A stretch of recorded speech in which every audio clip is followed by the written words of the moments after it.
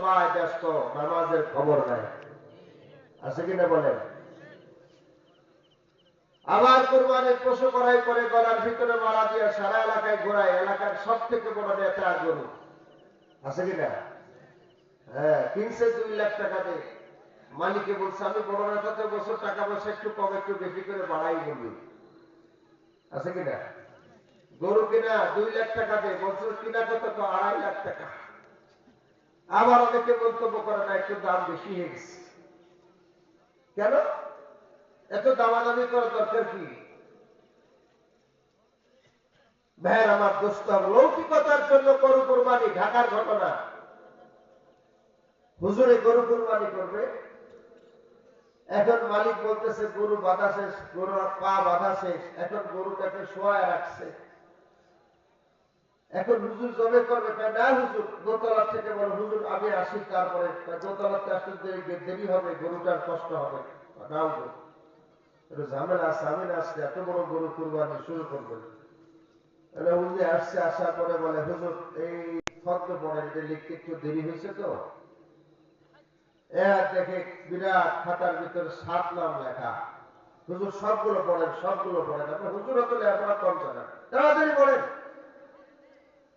তখন বলতেছে যে এত কিছু পড়া কেন হুজুর? না, পুরো পড়েন। তা প্রথম বাপের নাম, মার নাম, গ্রাম, পোস্ট অফিস, ইউনিয়ন, থানা, জেলা, আবার নিচে মোবাইল নাম্বার আছে। এরকম 7টা নাম পড়তে সময় লাগে কিনা বলে? এরপরে গরু কোরবানিতে হুজুর চলে, হুজুর পরে দেখা করেন, হুজুররা যেন ওনার গোলাম, আছে কিনা? কিছু মানুষের মনোভাব। হুজুর পরে বলছে ঠিক আছে আপনি একটা কাজ করেন, সারাদিন তো ব্যস্ত, আপনি মাগরিবের পরে ফোনটা একটু খোলা রাখেন। বলে কেন? বলে আল্লাহ পাক টেলিফোন করবে। আল্লাহ পাক কি করবে? টেলিফোন করবে। হুজুর আপনি এই কথা কেন বলেন? বলে বলবো না মানে? আপনি নাম দিয়েছেন, ঠিকানা দিয়েছেন, বাবার নাম, মার নাম, গ্রাম, এগুলো দরকার কি? আবার মোবাইল নাম্বার দেওয়ার দরকার কি? আল্লাহ তাহলে টেলিফোন করবো? নাউজুবিল্লাহ, জোরে বল।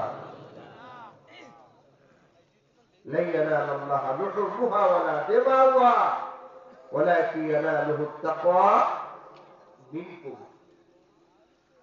ইখলাস, নিয়তের পরিশুদ্ধতা না থাকলে নামাজ যদি লৌকিকতার জন্য পড়া হয়, ওই নামাজ আল্লাহর দরবারে কবুল হবে না। কথা বলে? জিকির যদি আল্লাহ তাআলার সন্তুষ্টির জন্য না করা হয়, মানুষকে দেখানোর জন্য হয়, ওই জিকির আল্লাহ তাআলার দরবারে কবুল হবে। যে কোনো ইবাদত আল্লাহ পাকের হুকুম, নবীর তরিকা এবং ইখলাস যদি না থাকে, ওই ইবাদত আল্লাহ তাআলার দরবারে কবুল হবে। এর উপস্থিতি এই যে ইখলাসের সাথে নিয়তের পরিশুদ্ধতা নিয়ে এই মাহফিলের আলোচনা করা এবং শোনার আল্লাহ পাক আমাদেরকে তৌফিক দান করেন। সকলেই পড়ি আমিন। মহব্বতের সাথে পড়ি আমিন। আর কথা বাড়াবো না, তেলাওয়াত কি তো আয়াতে কারিমা, সূরাতুজ জুমারের 53 নম্বর আয়াতে কারিমা। এই সূরা মক্কাতুল মুকাররমা অবতীর্ণ হয়েছে।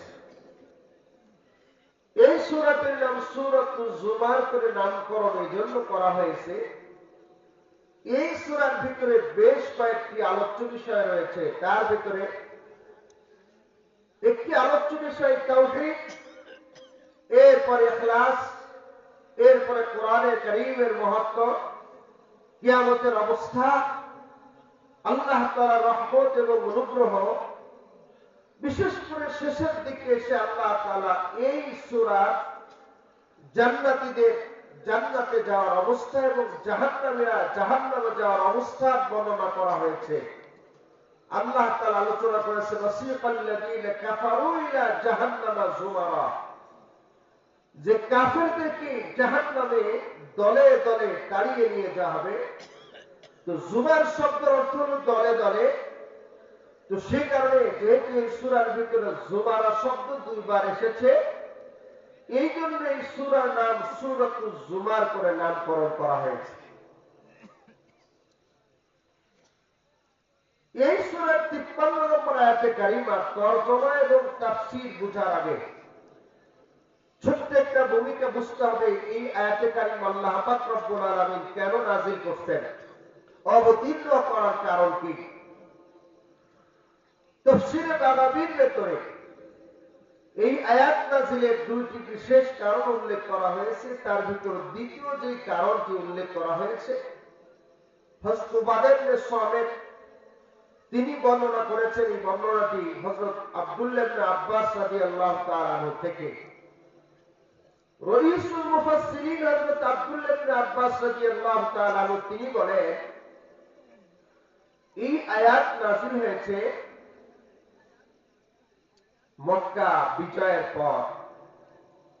রাসূল করিম সাল্লাল্লাহু আলাইহি ওয়াসাল্লাম অনেককে ক্ষমা করে দিয়েছিলেন। আবার 17 জন নারী এবং পুরুষের ব্যাপার রাসূল করিম সাল্লাল্লাহু আলাইহি ওয়াসাল্লামের সিদ্ধান্ত ছিল ওদেরকে যেখানে পাওয়া যাবে হত্যা করতে হবে।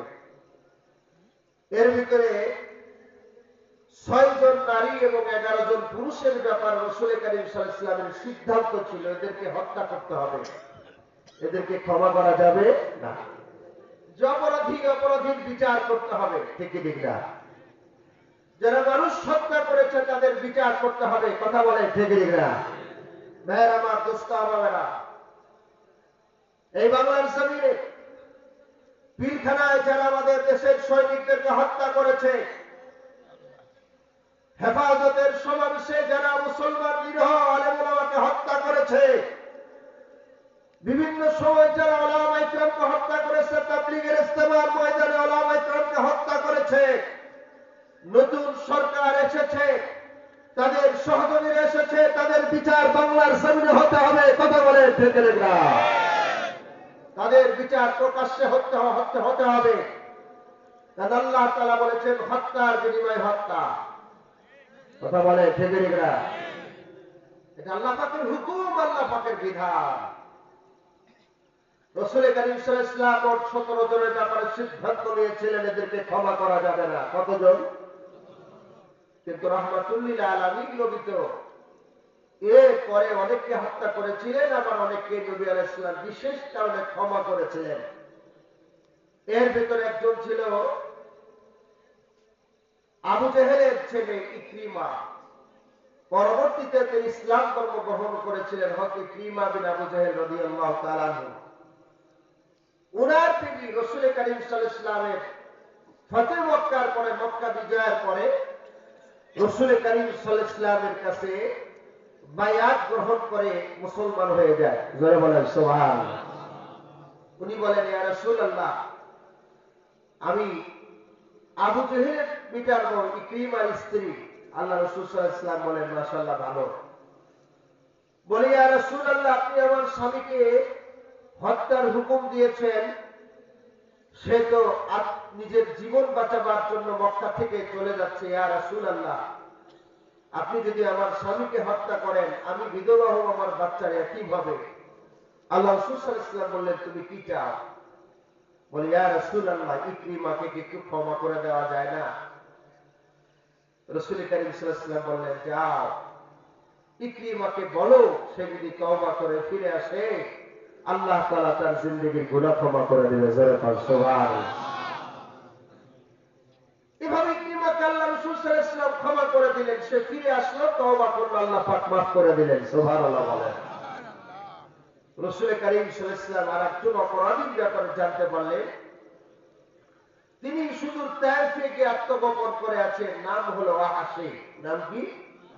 ওয়াহাশী। পরবর্তীতে কলেমা পড়েছিলেন হযরত ওয়াহাশী রাদিয়াল্লাহু তাআলা আনহু। ওয়াহাশী আত্মগোপন করে আছে বাঁচার জন্য। রাসূল করিম সাল্লাল্লাহু আলাইহি ওয়াসাল্লামের কলিজা টুকরা চাচাকে যিনি উহুদের যুদ্ধে শহীদ করেছিলেন,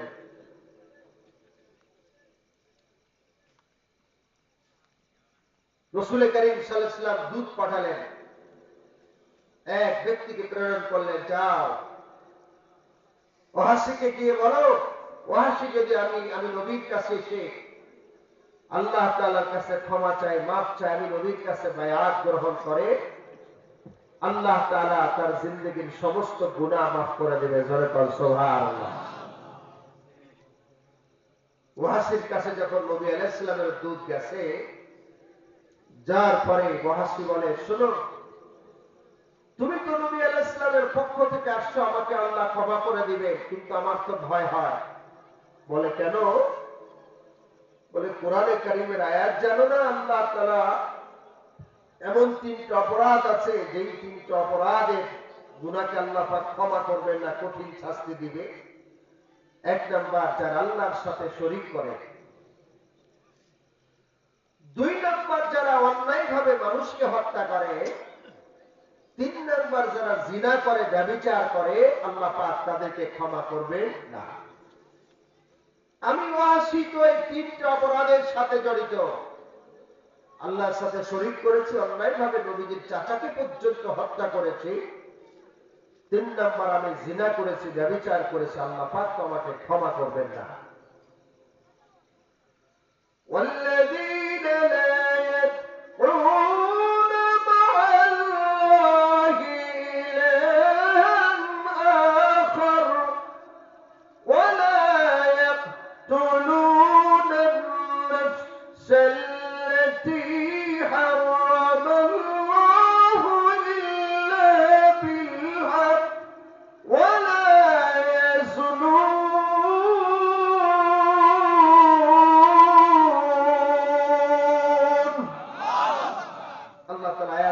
করেছে। ওয়াসির খবর আছে, ওয়াসি কাফের, আল্লাহ পাকের এই হুকুম জানে। আল্লাহ তাআলা বলেন, আল্লাযীনা লা ইয়াদউনা মা'আল্লাহি ইলাহান আখার। প্রকৃত ঈমানদার হতে পারে না যারা আল্লাহর সাথে শরীক করে, ঠিক না? যারা অন্যায়ভাবে মানুষকে হত্যা করে, যারা জিনা করে, ব্যভিচার করে, যারা এগুলো করে, আল্লাহ তাআলা তাদের জন্য কঠিন শাস্তির ব্যবস্থা করে রেখেছে। জোরে কর নাউযুবিল্লাহ। ওয়াসি বলে, নবীজির দূত যাও, হুজুর সাল্লাল্লাহু আলাইহি ওয়াসাল্লামের কাছে চলে যাও, আমি যেতে পারবো না, আল্লাহ পাক আমাকে ক্ষমা করবেন, আমার জন্য কঠিন শাস্তির ব্যবস্থা আছে। দূত শুধু তায়েফ থেকে আবার মক্কা মুকাররমায় ফিরে গেলেন। রাসূল করিম সাল্লাল্লাহু আলাইহি ওয়াসাল্লাম চিন্তা করলেন, ওয়াসির আয়াত পড়েছে, ঠিকই আছে।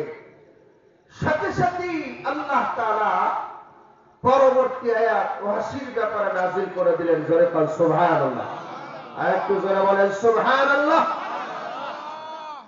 ইল্লা মান তাবা ওয়া আমানা ওয়া আমিলা আমালান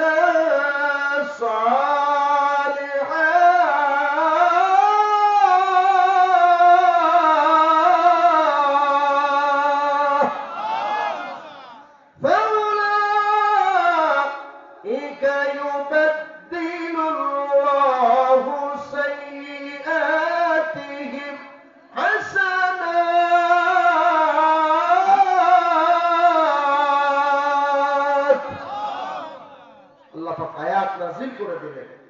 আল্লাহ নবী বললেন, দূত তাড়াতাড়ি ওয়াসির কাছে গিয়ে আয়াতে কারিমা শোনায় দাও, ওয়াসির কোনো চিন্তা নাই। সুবহানাল্লাহ বলেন। কেন? আল্লাহ পাক রব্বুল আলামিন বলেছেন, ইল্লা মান তাবা। এই 3টা অপরাধ করার পরে, 1 নাম্বার শিরকের গুনাহ, 2 নাম্বার অন্যায়ভাবে হত্যা করার অপরাধ, 3 নাম্বার জিনা ব্যভিচার করার অপরাধ করার পরেও ইল্লা মান, আল্লাহ পাক শাস্তি দিবেন। ইল্লা মান তাবা, যে তওবা করলো, ওয়া আমানা, ঈমান আনয়ন করলো, ওয়া আমিলা আমালান সালিহা, আমালে সালিহা করলো, আল্লাহ তাআলা তার পিছনের জিন্দেগীর সমস্ত গুনাহ মাফ করে দিবেন। পিছনের জিন্দেগীর সব গুনাহ আল্লাহ পাক ক্ষমা করে দিবেন। শুধু তাই নয়, আল্লাহ তাআলা বলে, ফাউলাইকা ইউবাদদিলুল্লাহু সাইয়্যাতিহিম হাসানাত। আল্লাহ তাআলা পিছনের জিন্দেগীতে যত গুনাহ করেছিল, সেই গুনাহগুলোকে আল্লাহ পাক নেকের দ্বারা পরিবর্তন করে দিবে। জোরে বল সুবহানাল্লাহ। গুনাহগুলো কিসের দ্বারা পরিবর্তন করে দিবে? নেকের দ্বারা, আমলের দ্বারা, নেকের দ্বারা আল্লাহ পাক পরিবর্তন করে দিবে। সুবহানাল্লাহ বলে। হযরত আবু বকর সিদ্দিক রাদিয়াল্লাহু তাআলা একদিন আয়াত পড়ে পড়ে উনি চিন্তা করতেছিলেন। চিন্তা করতে করতে হযরত ওমরের সাথে সাক্ষাৎ। ডাক দেবেন, ওমর আপনার আমলনামার ভিতর নেকি বেশি, আমি আবু বকর আমলনামার ভিতর নেকি কম। হযরত উমর বলে, আবু বকর আপনি একটা কথা বললেন যে আমি ওমরের আমলনামায় নেকি বেশি, আপনি আবু বকর আমলনামায় নেকি কম, তো হতেই পারে না। বলে না, আমার কাছে দলিল আছে, আমার কাছে প্রমাণ আছে। বলে কিসের প্রমাণ? বলে কোরআনে কারীমের এই আয়াত প্রমাণ। অপরাধ করার পর ইল্লা মান তাবা, যে তওবা করলো, ওয়া আমানা ঈমান আনয়ন করলো, ওয়া আমিলা আমালান সালিহা, আমালে সালিহা করলো, আগের জামানায় যত অপরাধ করেছিল অপরাধগুলোকে আল্লাহ পাক নেকির দ্বারা পরিবর্তন করে দিবে। জোরে কোন সুবহানাল্লাহ। গুনাহ তো মাফ করব। উমর, আপনি তো কাফের থাকা অবস্থায় গুনাহ কম করেন নাই। কথা বলে ঠিক না? এমনকি রাসূল কারীম সাল্লাল্লাহু আলাইহি ওয়াসাল্লামের কল্যাণ নেওয়ার জন্য আপনি রওনা করেছিলেন উমর। তাহলে আপনি আগের জামানায় গুনাহ করেছেন বেশি, আপনার গুনাহ মাফ, আপনি তওবা করেছেন, ঈমান এনেছেন, আমালে সালিহা করেছেন, আপনার পিছনের জিন্দেগীর সমস্ত গুনাহ মাফ, গুনাহগুলোকে আল্লাহ পাক নেকির দ্বারা পরিবর্তন করে দিয়েছেন। তাহলে আপনার নেকি বেশি। আসলেই তো হযরত আবু বকর সিদ্দিকের নেকি বেশি ঠিক, উমর রাদিয়াল্লাহু তাআলা আনহুর নেকি কম না। কথা বল ঠিক না? যাদের রাসূল কারীম সাল্লাল্লাহু আলাইহি ওয়াসাল্লাম আম্মা আয়েশা সিদ্দিকা রাদিয়াল্লাহু আনহা কথাবার্তা বলতেছেন স্বামী স্ত্রী, হঠাৎ করে আয়েশা সিদ্দিকা আকাশের তারকারাজির দিকে তাকায় বলে, ইয়া রাসূলুল্লাহ, আকাশের কোটি কোটি তারকারাজি আছে, এই তারকারাজি সমান নেকি কি কোনো সাহাবীর আছে আপনার? বলে অবশ্যই আছে। আম্মা আয়েশা সিদ্দিকা রাদিয়াল্লাহু আনহা মনে মনে বলছেন, নিশ্চয় আমার আব্বা চান হবে। ঠিক ঠিক না? আবু বকর হবে। ইয়া রাসূলুল্লাহ, তিনি কে? বলে তিনি হলেন হযরত উমর। আল্লাহু আকবার। জোরে বলেন। উমর রাদিয়াল্লাহু তাআলা আমলনামায় তো নেকি কম না। কথা বল। হযরত উমর রাদিয়াল্লাহু তাআলা বলেন, আবু বকর, আপনি বলছেন আমার আমলনামায় নেকি বেশি, আপনি আবু বকর আমলনামায় নেকি কম, বিষয়টা যদি এমনই হয় একটা কাজ করি। বলে কি কাজ? বলে আমি ওমর আমার হায়াতের জিন্দেগীর সব নেকি আপনাকে আমি দিয়ে দিলাম, আপনি শুধু একটা রাতের নেকি আমাকে দিয়ে দেন। কয় রাত? আরো যারা বলেন কয় রাত? একটা রাতের নেকি আপনি আমাকে দিয়ে দেন। হযরত আবু বকর বলে, উমর, কোন রাতের নেকি চান আপনি? আপনি কি শবে বরাতের রাতের নেকি চান? শবে কদর কিছুদিন আগে শবে বরাত গেছে, ঠিক না? নাকি অন্য কোন রাতের নেকি চান? হযরত উমর বলে, না, শবে বরাত, শবে কদর, হজের রাত, জুমার রাত এগুলো চাই না। বলে কোন রাতের নেকি চান? বলে, ভাই আবু বকর, আপনি আপনার হিজরতের একটা রাতের নেকি আমাকে দেয়া দেন, আর আমি ওমর আমার হায়াতের জিন্দেগীর সমস্ত নেকি আপনি আবু বকরকে দেয়া দেব। জোরে কর সুবহানাল্লাহ। জায়গা মতো চাইছে, কথা বল ঠিক না? ভালো একটা জায়গা চেয়ে গেছে, চাইছে তো কম চাওয়া যাবে না, ঠিক না? হযরত আবু বকর বলে, ভাই উমর, না, রাসূল কারীম সাল্লাল্লাহু আলাইহি ওয়াসাল্লাম এখনো বেঁচে আছেন, আল্লাহ নবীর সাথে আমার হিজরতের রাতের সফর হয়েছে, নবী আলাইহিস সালামের সাথে পরামর্শ ছাড়া আমি দিতে পারবো? চলো নবী সাল্লাল্লাহু আলাইহি ওয়াসাল্লামের কাছে যাই। দুজন রাসূল কারীম সাল্লাল্লাহু আলাইহি ওয়াসাল্লামের কাছে চলে গেছেন, যে বলে, ইয়া রাসূলুল্লাহ, ওমর তো আমার একটা রাতের নেকি চাই, ওমর তার হায়াতের জিন্দেগীর সব নেকি আমাকে দিতে চায়। সুবহানাল্লাহ। জোরে কর। আল্লাহ নবী বললেন, আবু বকর, হিজরতের রাতের নেকি চেয়েছে? বলে জি। আল্লাহ নবী ডাক দিয়ে বললেন, আবু বকর শোনো, শুধু ওমরের হায়াতের জিন্দেগীর সমস্ত নেকি নয়, আমার সমস্ত সাহাবীদের নেকি যদি এক পাল্লায় রাখা হয়, আর আবু বকর আপনার হিজরতের রাতের নেকি যদি এক পাল্লায় রাখা হয়, হিজরতের রাতের নেকির পাল্লা আল্লাহর কাছে ভারী হবে। জোরে কর সুবহানাল্লাহ। হিজরতের রাতের নেকির দাম বেশি হবে। প্রশ্ন হতে পারে, কত সাহাবী জীবন দিল হুদের জমিনে একসাথে 70 জন সাহাবী শহীদ হলো। কত যুদ্ধ, কত সাহাবী শহীদ হয়েছেন। হাজারো সাহাবী একবারের কোটি কোটি নেকি আছে। সেই নেকি থেকে এক রাতের নেকির দাম বেশি কেন? কথা বলেন ঠিক না? ইতিহাস আপনারা জানেন, রাসূল করিম সাল্লাল্লাহু আলাইহি ওয়াসাল্লাম কাফেররা ঘিরে ফেলেছে। হযরতে আলীকে নিজের বিছানায় শোয়া হযরত আবু বকর ছিল। হযরত রাসূল করিম সাল্লাল্লাহু আলাইহি ওয়াসাল্লাম আবু বকর সিদ্দিকের ঘরের দরজায় এসে হাজির। আস্তে করে ঘরের দরজার ভিতর নক করেছেন, আস্তে করে ডাক দিয়েছেন আবু বকর। সাথে সাথেই আবু বকর সিদ্দিক দরজা খুলে দিয়েছে। জোরে বল সুবহানাল্লাহ। এক সেকেন্ড দেরি হয় না। আল্লাহ নবী ডাকতে বললেন, আবু বকর। সাথে সাথেই তুমি আমার জন্য দরজাটা খুলে দিলে।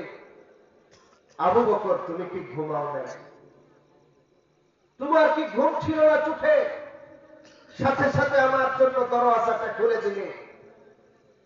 হযরত আবু বকর বললেন, ইয়া রাসূলুল্লাহ, ইয়া হাবিবাল্লাহ, শুধু আজকের রাত না। হযরত আবু বকর সিদ্দিক রাদিয়াল্লাহু তাআলা আনহু ডাকতে বললেন, ইয়া রাসূলুল্লাহ, ইয়া হাবিবাল্লাহ, শুধু আজকে রজনী নয়, আজ থেকে 6 মাস পূর্বে আপনি আমাকে ডাকতে বলেছেন, আবু বকর, মক্কার কাফেরেরা, আমার আপন আত্মীয় স্বজনেরা আমাকে বিভিন্ন ভাবে জুলুম করছে, বিভিন্ন ভাবে আমাকে কষ্ট দিতেছে। আবু বকর, আরে আবু বকর, আমার আর জন্মভূমি মক্কায় থাকা হবে না। আবু বকর, আমাকে আমার মক্কা নগরী ছেড়ে হিজরত করে সুদূর স্থিত মক্কা থেকে মদিনায় চলে যেতে হবে। আর আবু বকর, তুমি হবে আমার হিজরতের রাতের সাথী। ইয়া রাসূলুল্লাহ, ইয়া হাবিবাল্লাহ, আজ থেকে 6 মাস পূর্বে যখন আপনি আমাকে ডেকে বলেছিলেন, আবু বকর, তুমি হবে আমার হিজরতের রাতের সাথী, ইয়া রাসূলুল্লাহ, তখন বুঝে নিয়েছিলাম হিজরতের সাথী হব।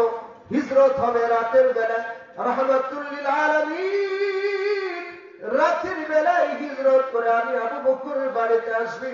ইয়া রাসূলুল্লাহ, ইয়া হাবিবাল্লাহ, এই কারণে আমি আবু বকর আজকে 6টা মাস রাতের বেলা আমি আবু বকরের বিছানায় পিঠ লাগাই না।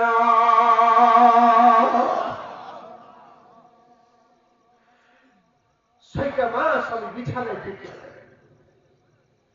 ইয়া রাসূলুল্লাহ, ইয়া হাবিবাল্লাহ, আমি আবু বকর রাতের বেলা একটু ঘুমাই না। আল্লাহ নবী ডাকতে বলেন, আবু বকর, 6টা মাস প্রতিদিন রাত্রে তুমি এভাবে জাগ্রত থেকে আমি নবীর জন্য অপেক্ষা করাবো। কেন তুমি আমার জন্য রাত্র জেগে জেগে এভাবে কষ্ট করো না আবু বকর? আবু বকর সিদ্দিক ডাকতে বলে, ইয়া রাসূলুল্লাহ, ইয়া হাবিবাল্লাহ, আমি আবু বকর যদি রাতের বেলা ঘুমায় যায় আর আপনি রাহমাতুল লিল আলামিন নবী, আমি আবু বকরের দরজা সে আবু বকর বলে ডাকে, আর আমার ঘরের আশেপাশের মক্কার কাফেররা টের পেয়ে যাবে আপনি রাহমাতুল লিল আলামিন নবীর কষ্ট হবে। ইয়া রাসূলুল্লাহ, ইয়া হাবিবাল্লাহ, এজন্য আমি রাতের বেলা ঘুমাই না, সারা রাত দরজার সাথে হেলান দিয়ে দাঁড়ায় থাকে। ইয়া রাসূলুল্লাহ, আমার ছোট ছোট বাচ্চারা তারাও রাতের বেলায় আমাকে ডেকে ডেকে বলে, আব্বা, আল্লাহ নবী সাল্লাল্লাহু আলাইহি ওয়াসাল্লামকে আমি বলি না, ইয়া রাসূলুল্লাহ, তাকায় দেখে হিজরতের জন্য দুর্গতি করেছি। তারাও রাতের বেলা ঘুমায় না, তারাও দরজার দিকে তাকায় থাকে কখন রাহমাতুল লিল আলামিন নবী আমি আবু বকরের বাড়িতে এসে উপস্থিত হবে।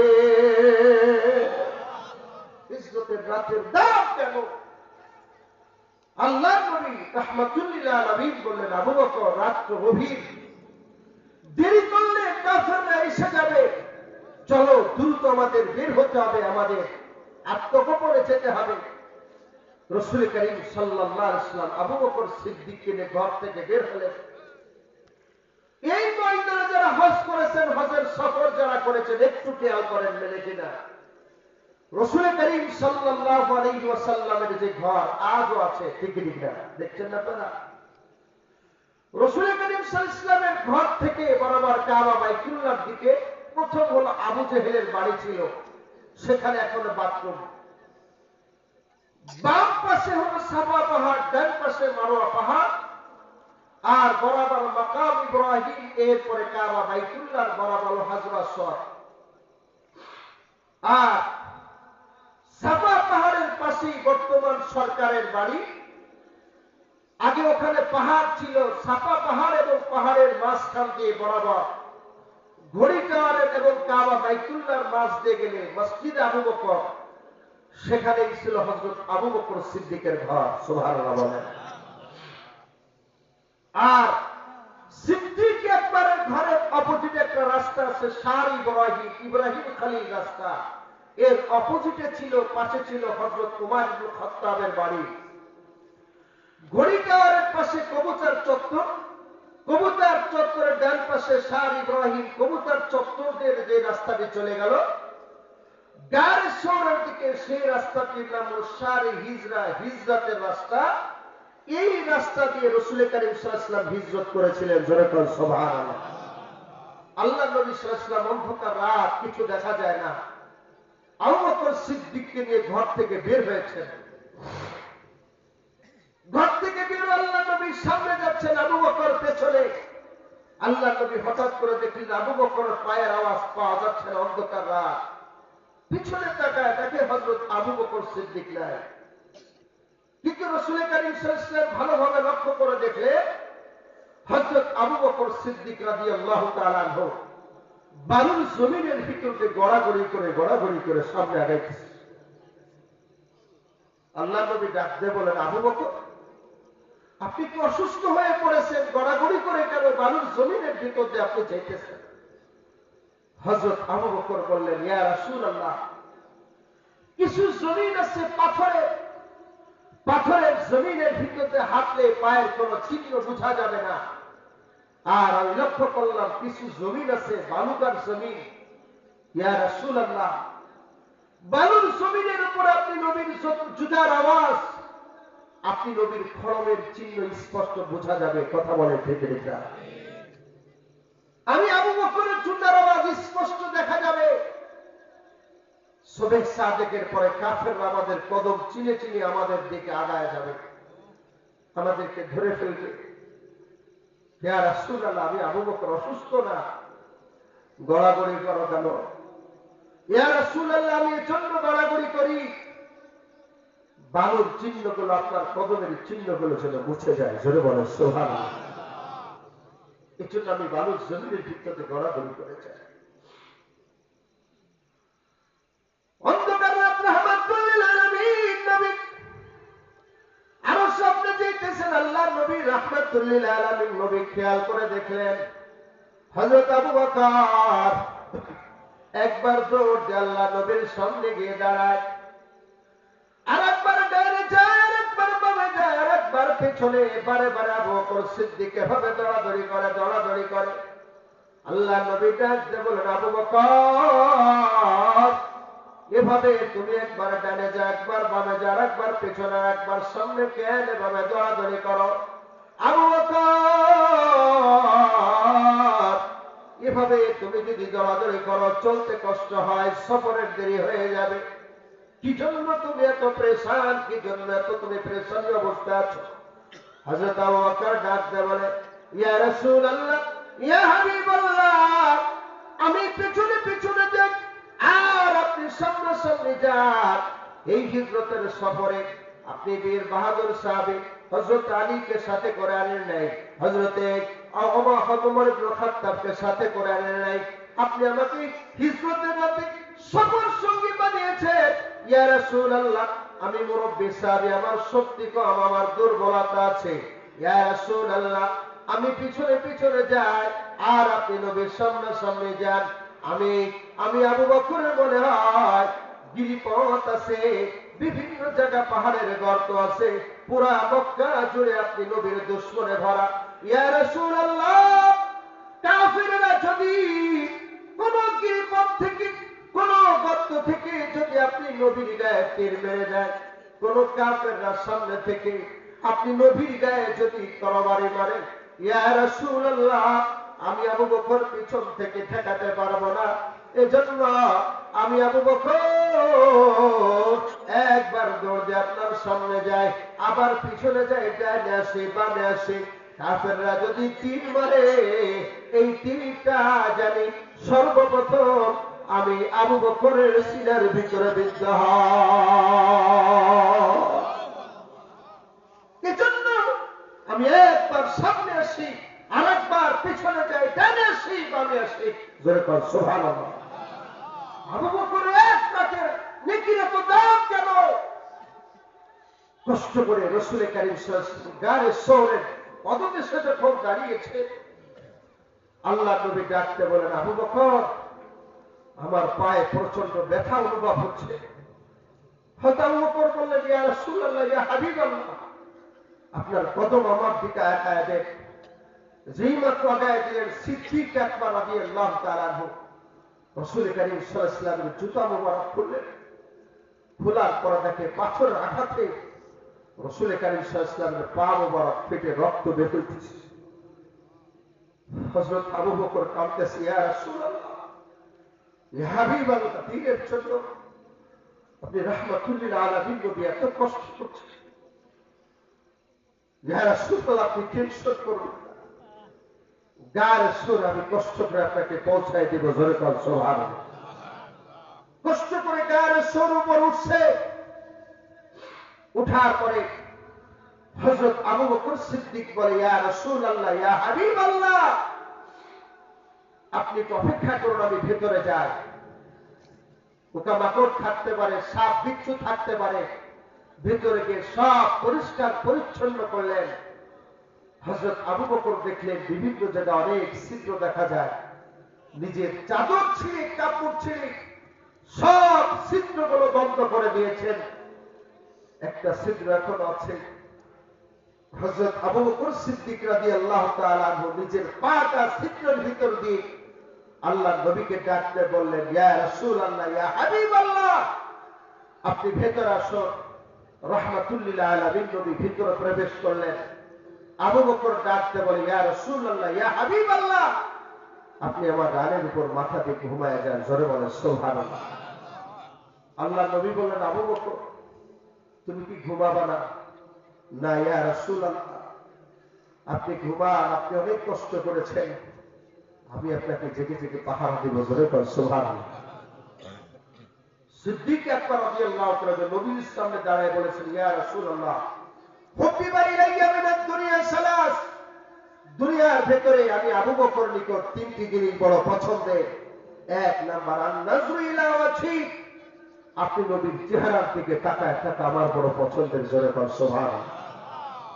ওয়া আইয়াকুনা বিনতি ফি বাইতি, আমার মেয়ে হযরতে আয়েশা আপনার স্ত্রী হোক, আপনার স্ত্রী হিসেবে আপনার ঘরে থাকুক, এটা আমি আবু বকরের কাছে পছন্দ। আর তিন নম্বর, ওয়া ইনফাকু মালি আলা আমরিক, আমি আবু বকরের সমস্ত সম্পদ আল্লাহর রাস্তায় ব্যয় করে দেওয়া, এটা আমি আবু বকরের নিকট আপনার আদেশে আল্লাহর রাস্তায় সব সম্পদ ব্যয় করে দেওয়া, এটা আমি আবু বকরের নিকট পছন্দের। জোরে বলেন সুবহানাল্লাহ। আবু বকরের কাছে পছন্দের। এজন্য দেখেন না, যুদ্ধের ময়দানের জন্য সিদ্দিক একবার ঘরের সুইটা পর্যন্ত তাফসীর কিতাবে লেখে, ঘরের সুইটা পর্যন্ত দান করেছেন। তারপরে আবু বকর সিদ্দিক ব্যাগটা ধরে কান্না করে। আল্লাহ নবী বলেন, সাহাবীরা সবাই আসছে তার দান নিয়ে, আমার আবু বকর কেন আসে না? সাহাবী একবার বলেন, ইয়া রাসূলুল্লাহ, আবু বকর মসজিদ নববীর পাশে দাঁড়ায় দাঁড়ায় কাঁদতেছে। সুবহানাল্লাহ, সব সম্পদ নিয়ে এসছেন, তারপরও দাঁড়ায় কাঁদে। আল্লাহ নবী বললেন, আবু বকরকে পাঠাও, তার দাঁড় নিয়ে যান। আবু বকর আসে, সিদ্দিক একবার সব কিছু রেখে দিলেন। আল্লাহ নবী বললেন, আবু বকর তুমি কি নিয়ে এসেছ? বলে, ইয়া রাসূলুল্লাহ, ঘরে যা ছিল সব কিছু নিয়ে এসেছি। জোরে বলেন সুবহানাল্লাহ। আল্লাহ নবী বলেন, আবু বকর ঘরে কি ঘরওয়ালাদের জন্য কি রেখে এসেছ? ইয়া রাসূলুল্লাহ, ঘরওয়ালাদের জন্য আল্লাহ এবং তার রাসূলকে রেখে এসেছি। সুবহানাল্লাহ। এটাই তো আবু বকর সিদ্দিক রাদিয়াল্লাহু তাআলা। আল্লাহ নবী আরাম করতেছেন, ঘুমাইতেছেন, বিষাক্ত সাপ ছিদ্র থেকে আবু বকর সিদ্দিককে দংশন করছে। বিষের যন্ত্রণা হযরত আবু বকর সিদ্দিক ছটফট করছে, কিন্তু রাসূল করিম সাল্লাল্লাহু আলাইহি ওয়াসাল্লামকে জাগান না। জোরে কর সুবহানাল্লাহ। টপ টপ করে অশ্রু পড়ছে, রাসূল করিম সাল্লাল্লাহু আলাইহি ওয়াসাল্লামের শরীর নষ্ট করছে, ঘুম ভেঙে গেছে। ডাক দে, আল্লাহ নবী লাফ উঠে বলে, আবু বকর তুমি কান্না করছো? জি ইয়া রাসূলুল্লাহ। আবু বকর তুমি তোমার পরিবার পরিজন আত্মীয় স্বজন তোমার মাল সম্পদের চিন্তা করে কান্না করছো? না ইয়া রাসূলুল্লাহ, আমার মাল সম্পদ স্ত্রী পরিবার পরিজন সব থেকে আপনি নবীকে বেশি ভালোবাসে। জোরে বলেন সুবহানাল্লাহ।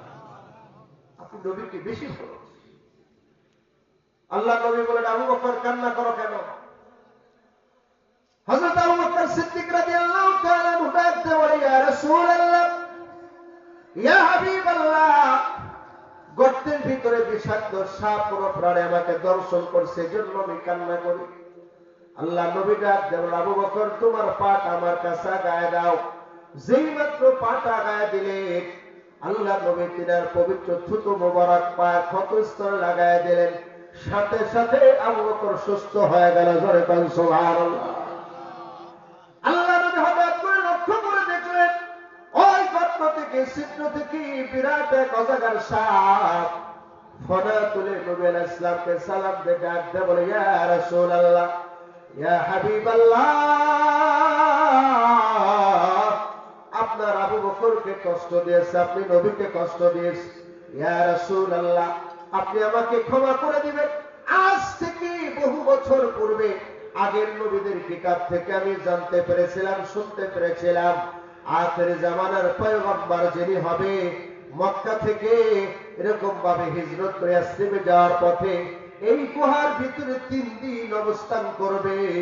ইয়া রাসূলুল্লাহ, আপনাকে দেখার জন্য বহু বছর ধরে গর্তের ভিতর অবস্থান করি। আপনার আবু বকর সব ছিদ্রগুলো বন্ধ করে দিয়েছে। আপনি রাহমাতুল লিল আলামিন নবীকে এক নজর দেখার জন্য বহু বছর ধরে অপেক্ষা করছি। আপনি নবীকে দেখতে পাচ্ছি না, সেই জন্য আমি বাধ্য হয়ে আবু বকরকে দংশন করেছি।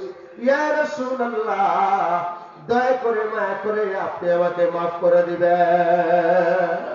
সুবহানাল্লাহ বলেন। ভাইরা আমার, দুষ্ট হবে না।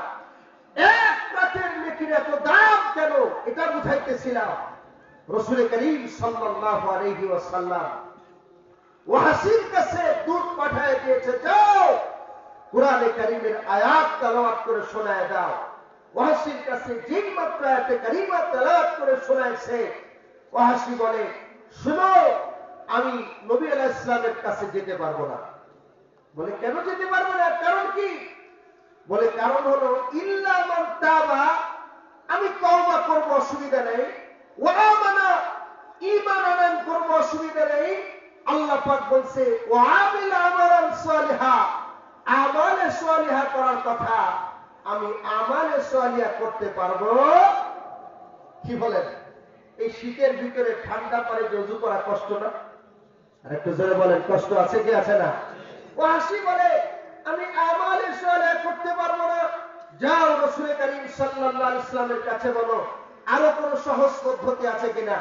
রাসূল করিম সাল্লাল্লাহু আলাইহি ওয়াসাল্লামের কাছে যখন আবার আসছে, রাসূল করিম সাল্লাল্লাহু আলাইহি ওয়াসাল্লাম চিন্তায় পড়ে গেলেন, কি করা যায়। ওয়াসিকে কলেমা পড়বে, এটাই নবী আলাইহিস সালাতু ওয়াসসালামের আশা।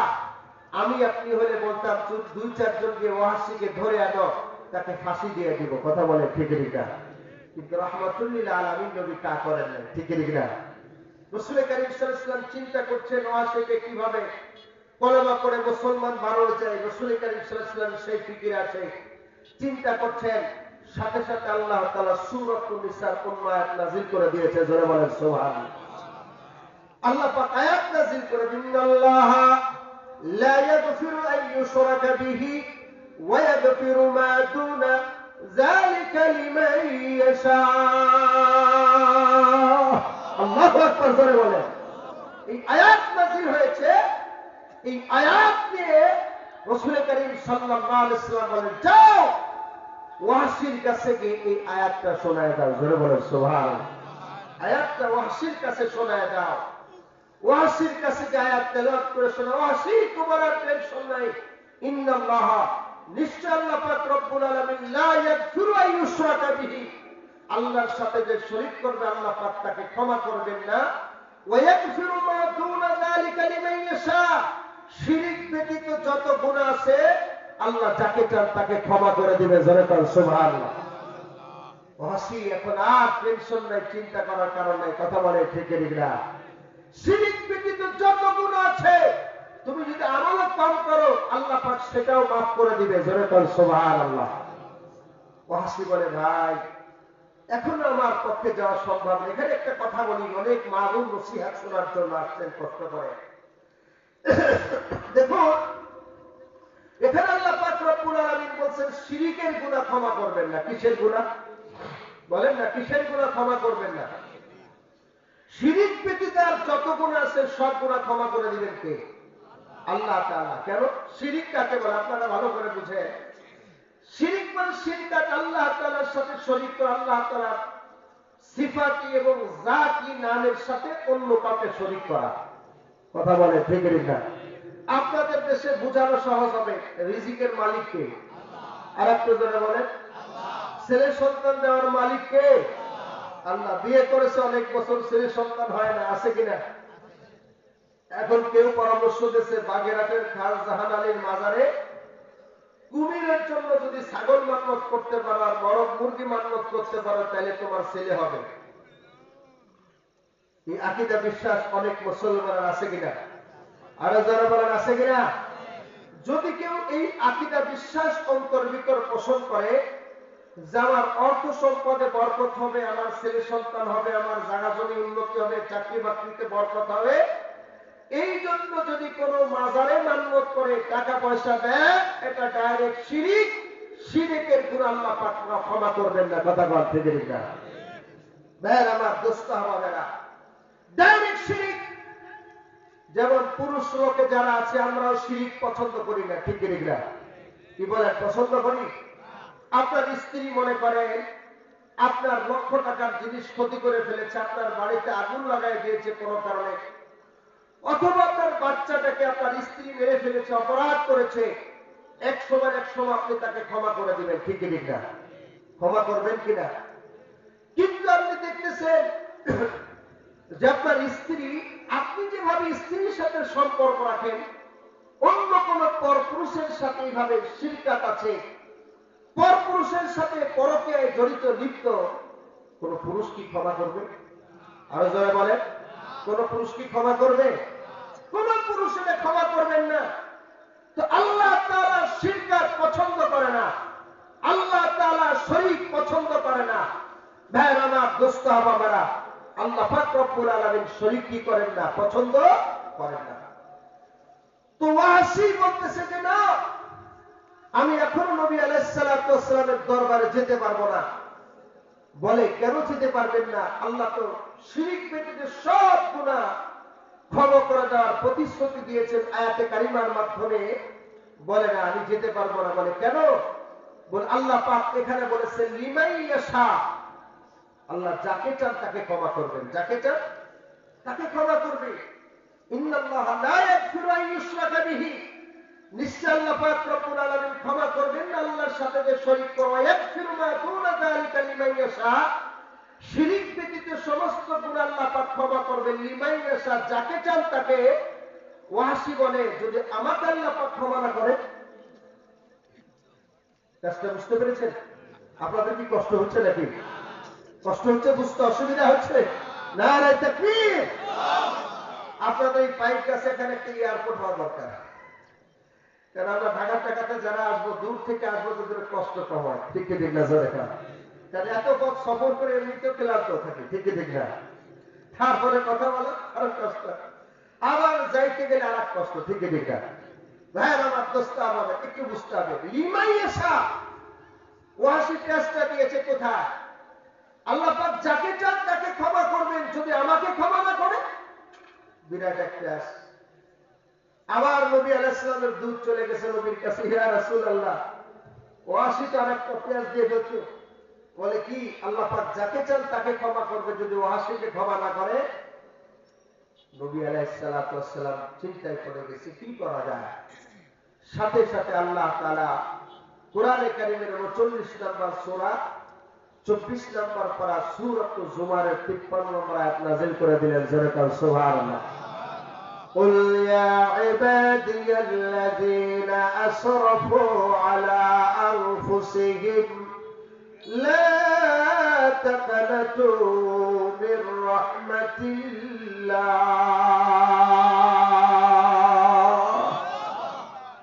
আয়াত নাযিল হয়ে গেছে।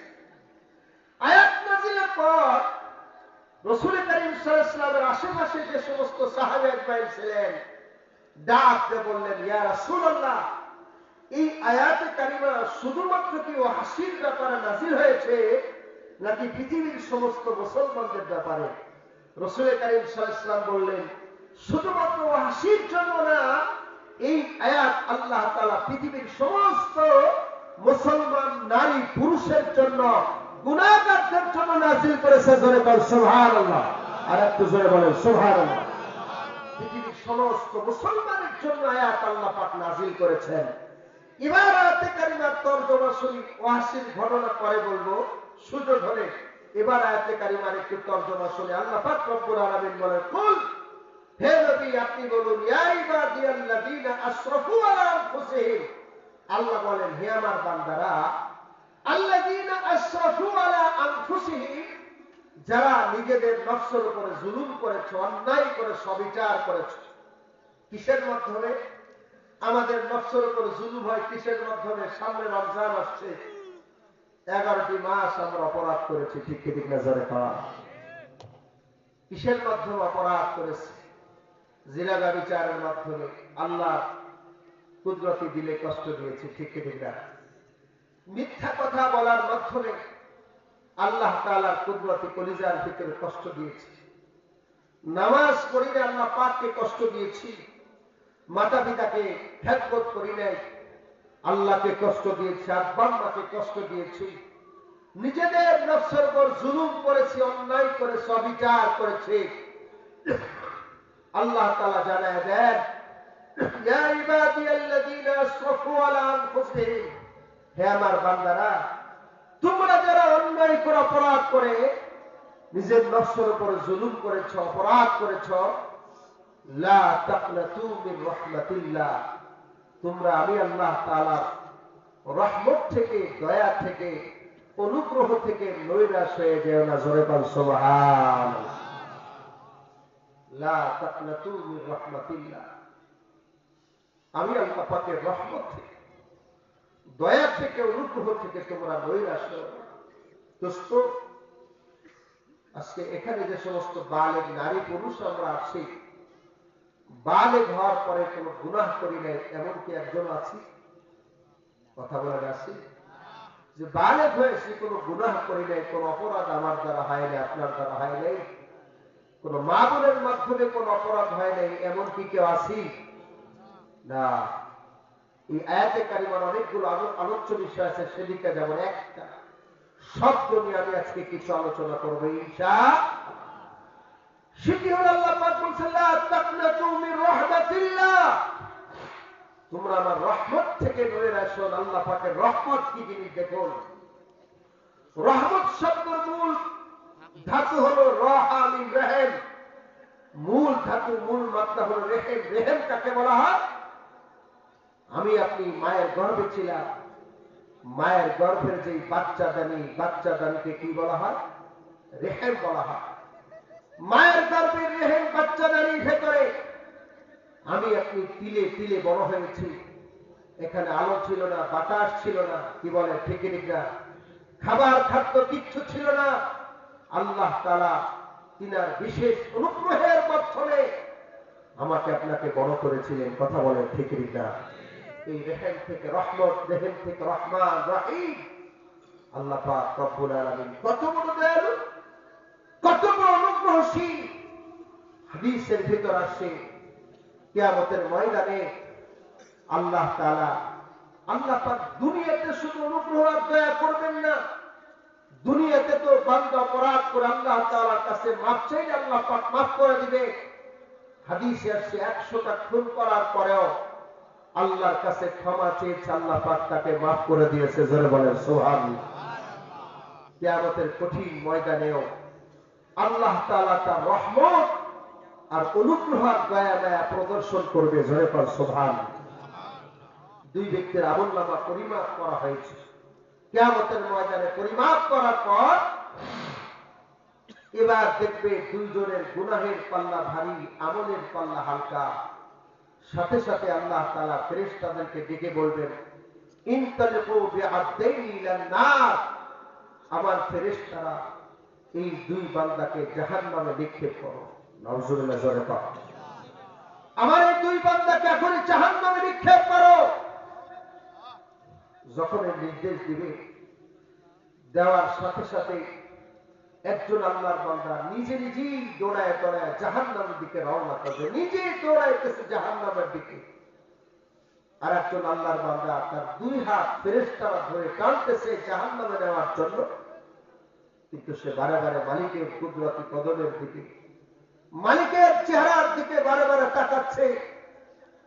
দুই কদম যাচ্ছে, আবার মালিকের চেহারার দিকে ফিরে ফিরে তাকাচ্ছে। আল্লাহ পাক রব্বুল আলামিন আবার দুইজনকে কাছে ডাকবেন, দেখে প্রথম জনকে বলবেন, তোমাদেরকে জাহান্নামে যাওয়ার জন্য বলেছি, ফেরেশতারা তোমাদেরকে জাহান্নামে নিয়ে যাবে। দোস্ত, যেহেতু জাহান্নামে নেওয়ার কথা আসছে, এখানে একটু হাদিসটা শোনায় দিই।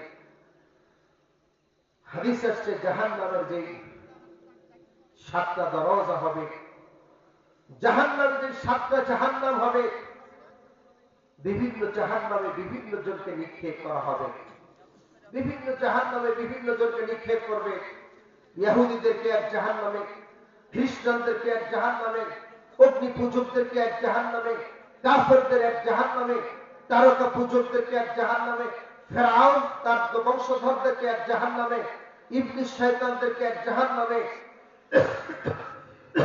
হুজুর সাল্লাল্লাহু আলাইহি ওয়াসাল্লাম লম্বা বিবরণ দেওয়ার পরে, জিবরাইল আলাইহিস সালাম বিবরণ দেওয়ার পরে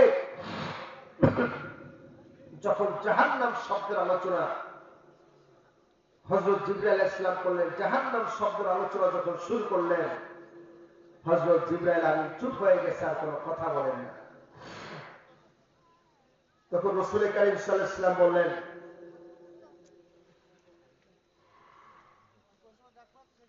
তখন রাসূল কারীম সাল্লাল্লাহু আলাইহি ওয়াসাল্লাম বললেন, ভাই জিবরাইল, আপনি জাহান্নাম শব্দ বলার পরে চুপ হয়ে গেলেন কেন? জাহান্নামে কারা যাবে? তখন রাসূল কারীম সাল্লাল্লাহু আলাইহি ওয়াসাল্লাম বললেন, জাহান্নামে আপনার গুনাহগার উম্মতরা প্রবেশ করবে।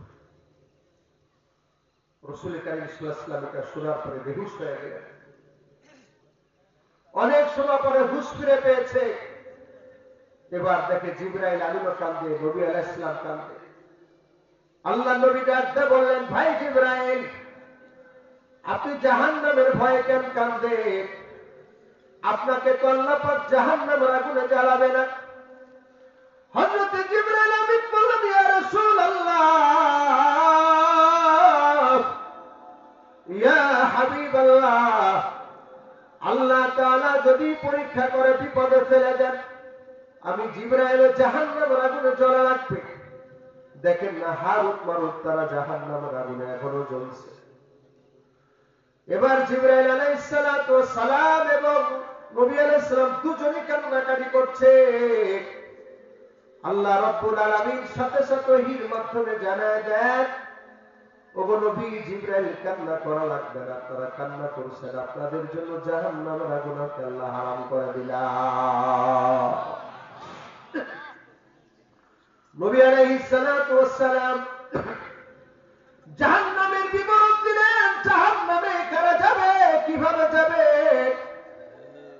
কাফের বেঈমানদের জন্য নবী আলাইহিস সালাতু ওয়াস সালাম বললেন, যারা কাফের বেঈমান হবে তাদেরকে কিভাবে জাহান্নামে নিয়ে যাওয়া হবে? নবী আলাইহিস সালাতু ওয়াস সালাম বললেন, তাদের এরকম ভাবে তাদের চেহারাটা কুৎসিত কালো হবে, জোরে বলেন নাউজুবিল্লাহ।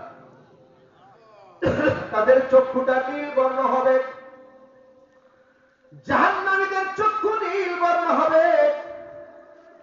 জাহান্নামীদেরকে শিকল দ্বারা বাঁধবে। নবী বলেন, শিকলটা কিভাবে দিবে? জাহান্নামীদের মুখের ভিতর থেকে শিকলটা ঢুকায় পিছনের রাস্তা থেকে শিকলটা বের করে ফেলবে, জোরে বলেন নাউজুবিল্লাহ। জাহান্নামীদের ডান হাত কাদের সাথে থাকবে, আর বাম হাত বুকটা চিরে পিছন থেকে বের করবে। আর কাফের যে সমস্ত জাহান্নামী তাদের সাথে একজন একজন ইবলিস শয়তানের চেলাদেরকে বেঁধে দিবে, নাউজুবিল্লাহ।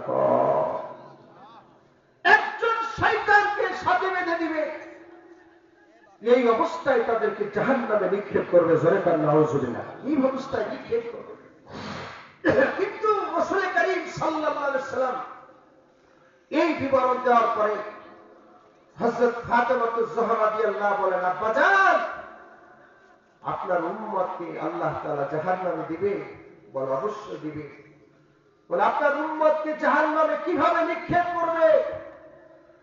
বলে, আমার উম্মতের জাহান্নামে তাড়িয়ে নিয়ে যাবে, কিন্তু আমার উম্মতের চেহারা কুৎসিত কালো আকার ধারণ করবে না। সুবহানাল্লাহ বলে, আমার উম্মতের চেহারা কুৎসিত হবে না, চক্ষুটা নীল বর্ণ হবে না, তাদের মুখে মোহর মারবে না, তাদেরকে শিকল দ্বারা বাঁধবে না, তাদের সাথে শয়তানও বাঁধবে না, জোরে বলেন সুবহানাল্লাহ। জাহান্নামে যখন, তাহলে কাদেরকে নিবে? আমার উম্মতের 3 শ্রেণীর ব্যক্তিদেরকে জাহান্নামে নিবে। কাদেরকে? 3 শ্রেণীর। 1 নাম্বার, আমার উম্মতের বুড়া যারা আছে, বৃদ্ধ, এই বুড়াদেরকে জাহান্নামে নিবে। 2 নাম্বার, আমার উম্মতের যুবকদেরকে জাহান্নামে নিক্ষেপ করবে। 3 নাম্বার, আমার উম্মতের নারীদেরকে আল্লাহ পাক জাহান্নামে দিবে। ডাকতে বলে, বাবাজান, তাদেরকে জাহান্নামে কিভাবে নিক্ষেপ করবে? বলে, উম্মতের যে সমস্ত বুড়া ব্যক্তিদেরকে জাহান্নামে নিক্ষেপ করবে, তাদের দাড়ি ধরে টেনে তাদেরকে জাহান্নামে নিক্ষেপ করবে। তখন উম্মতের বুড়াগুলো কাঁদবে, বলবা, আমার বার্ধক্য বুড়াপনি, আমি কেন বার্ধক্য অবস্থায় তওবা করে মৃত্যুবরণ করলাম না? উম্মতের যুবকদের দাড়ি ধরে টেনে জাহান্নামে নিক্ষেপ করবে, উম্মতের নারীদের চুল ধরে টেনে টেনে তাদেরকে জাহান্নামে নিক্ষেপ করবে, জোরে বলেন নাউজুবিল্লাহ। শুধু তাই নয়, রাসূল করিম সাল্লাল্লাহু আলাইহি ওয়াসাল্লাম আরো বলেন, উম্মতীদেরকে যখন এই অবস্থায় জাহান্নামে নিক্ষেপ করা হবে, জাহান্নামে নিয়ে যাওয়া হবে, তাদের হাত পা বাঁধা না, চেহারা কুৎসিত কালো না, মুখে মোহর না, মালিক দারোগা, জাহান্নামের মালিক দারোগা প্রধান ফেরেশতাদেরকে ডাকতে বলবেন, ফেরেশতারা ইরা কারা? একটু সম্মানের সাথে এদেরকে জাহান্নামে আনা হয়েছে, এরা কারা? তখন তারা মালিক দারোগার সাথে সেদিন কথা বলবে, ও মালিক দারোগা, আমরা হলাম আখির পয়গম্বর উম্মত মুহাম্মদুর রাসূলুল্লাহ। অন্য বর্ণার্থে নবী আলাইহিস সালামের উম্মতরা সেদিন জাহান্নাম দেখে, মালিক দারোগার ভয়াবহ অবস্থা দেখে নবীর নাম ভুলে যাবে। তখন তারা কান্না করে বলবে, ও মালিক দারোগা, আমরা নবীর নামটা ভুলে গেছি, আমরা কোন নবীর উম্মত? তবে আমরা যেই নবীর উম্মত, সেই নবীর উপর আল্লাহ পাক কোরআনে কারীম নাযিল করেছিলেন, সেই নবীর উপর আল্লাহ পাক রমজান রোজাকে ফরজ করেছিলেন। সুবহানাল্লাহ। এবার তারা কাঁদবে, মালিক দারোগা, আমাদের বাঁচার কোন উপায় আছে কিনা? বলে, না, তোমাদের বাঁচার কোন উপায় নেই। কাঁদতে কাঁদতে চোখের পানি শেষ হয়ে যাবে। হাদিস আছে, এবার তাদের চক্ষু দিয়ে দর দর করে রক্ত বের হবে, তারপরে তাদের কান্না বন্ধ হবে না। মালিক দারোগা বলবে, জাহান্নামীরা, নবীর উম্মতেরা, দুনিয়াতে যদি সামান্য পরিমাণ কান্না করে আসতে আল্লাহর ভয়ে, আজকে তোমাদেরকে জাহান্নামে চলতে হতো না। এই জন্য প্রিয় হাজিরিন, নসিহত শোনার জন্য বড় কষ্ট করে ময়দানে এসেছেন।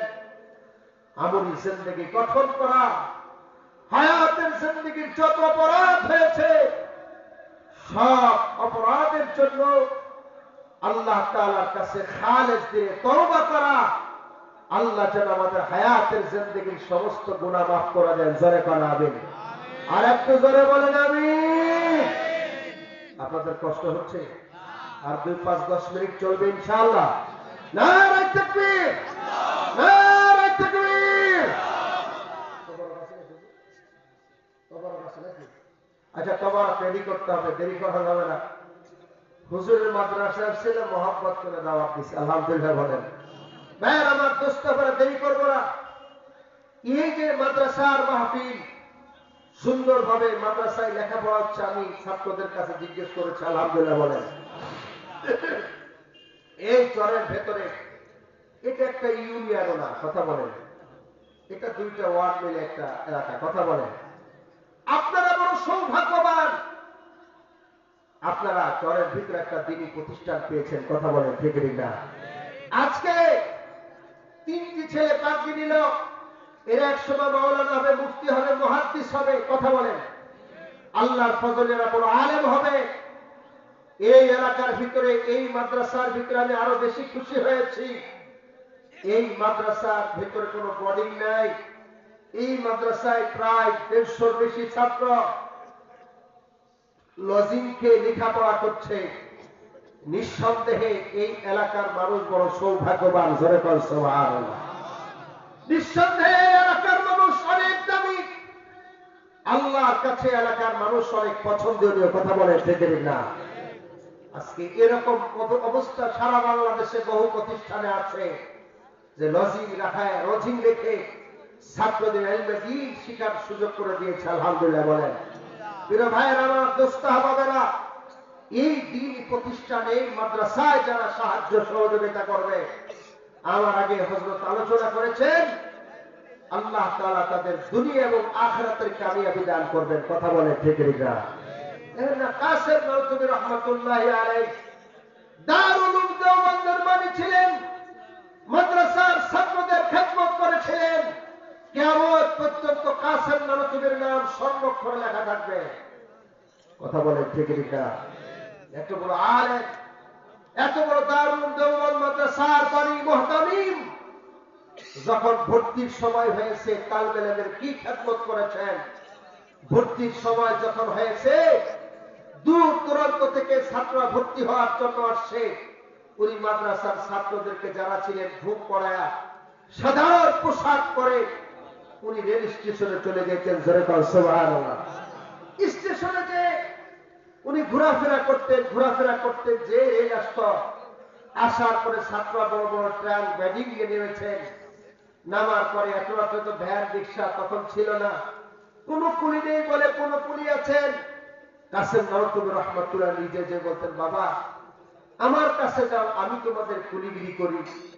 কাসেম নওতবী রাহমাতুল্লাহি আলাইহি উনার মাথায় ছাত্ররা ট্রাম ব্যাডিং দিতেন, উনি ছাত্রদের ট্রাম ব্যাডিং মাথায় করে দেওবন্দ মাদ্রাসার গেটে পৌঁছায় দিতেন। জোরে বল সুবহানাল্লাহ। ছাত্ররা বলে, কুলি সাহেব আপনি টাকা নেবেন না? বলেন, তোমাদের টাকা দিতে হবে না, যাও, আরো আছে তাদেরকে আনতে হবে। জোরে বল সুবহানাল্লাহ। ছাত্ররা ভর্তির ফরম মুহতামিম সাহেবের কাছে জমা দেওয়ার জন্য গেছে, যা দেখে এই হুজুর তো রাতের বেলা আমাদের ট্রায়াল বেডিং মাথায় দিয়েছে। ছাত্ররা কান্না করে পায়ে পড়ে বলে, উস্তাদ জি মাফ করে দেন, আপনার মাথা আমরা ট্রায়াল দিয়েছিলাম, বেডিং দিয়েছিলাম। কাসেম নওতবী বলে, বাবা তোমাদের মাফ চাইতে হবে না। কিয়ামতের ময়দানে আল্লাহ যদি আমাকে জিজ্ঞেস করে কি এসেছে, আমি কাসেম নওতবীর কাছে কিছু নেই। আল্লাহর কাছে বলবো, আল্লাহ আমি ছাত্রদের খেদমত করে এসেছি। সুবহানাল্লাহ। এজন্য এই মাদ্রাসার অনেক কিছু প্রয়োজন। আপনারা জানেন মাদ্রাসার কি প্রয়োজন, এলাকাবাসী আপনারা ভালো জানেন। এই জন্য এই মাদ্রাসা খেদমত আপনারা করছেন, আরো করতে হবে, আল্লাহর কাছে দোয়া করতে হবে, চেষ্টা করতে হবে এই মাদ্রাসার জন্য দাওরা হাদিস মাদ্রাসা হিসেবে আল্লাহ কবুল করে নেন। জোরে পাড়া আমিন, আর জোরে বলেন আমিন। এই মাদ্রাসার খেদমতের জন্য ৫,০০০ টাকা ১০,০০০ টাকা দেওয়ার মতো কে আছেন? একটু দাঁড়ান। কাসেম মারুতুবির সাথে হাসর নাসর হবে। আমি প্রাণ খুলে আল্লাহর কাছে দোয়া করে দিব, আল্লাহ যেন নবীদের সাথে, সিদ্দিকদের সাথে, শহীদদের সাথে আপনাদের হাসর নাসর করেন। এক নম্বরে কে আছেন ১০,০০০ টাকা দেওয়ার মতো? হুজুর ইনশাআল্লাহ এই মাদ্রাসার খেদমত করব, আমি ১০,০০০ টাকা এই মাদ্রাসার জন্য দিব। দোস্ত, এটা বিফলে যাবে না। হাদিস শরীফে আসছে, আল্লাহ রাসূল সাল্লাল্লাহু আলাইহি ওয়াসাল্লাম বলেন, এরকম ভাবে যে ব্যক্তি ১ টাকা দান করবে, আল্লাহ তাআলা দুনিয়াতেই তাকে ১০ গুণ দান করবে। জোরে বলেন সুবহানাল্লাহ। দুনিয়াতেই তাকে ১০ গুণ দান করবে। আপনি এই মাদ্রাসায় ১,০০০ টাকা দিবেন, আল্লাহ তাআলা দুনিয়াতেই আপনাকে ১০,০০০ টাকার মালিক বানায় দিবে। জোরে বলেন সুবহানাল্লাহ। নারে তাকবীর। মাদ্রাসার সভাপতি সাহেব ১০,০০০ টাকা মারহাবা। আল্লাহ সভাপতি সাহেবের দান কবুল করে নাও, জানে বলে বরকত দেয়া নাও, সুস্থতার নিয়ামত দেয়া দাও। আয় আল্লাহ, কিয়ামতের কঠিন ময়দানে জান্নাতি বলে ডাক দিও, জাহান্নামী বলে ডাক দিও না। জোরে জোরে কানা আমিন। আর একটু জোরে বলে না আমিন। আয় আল্লাহ, এই মাদ্রাসাখানা কবুল করে নাও। আয় আল্লাহ, যাদেরকে অর্থ সম্পদ দান করেছেন, টাকা পয়সার মালিক বানাইছেন, আয় আল্লাহ তাদেরকে আরো টাকা পয়সা দান করেন।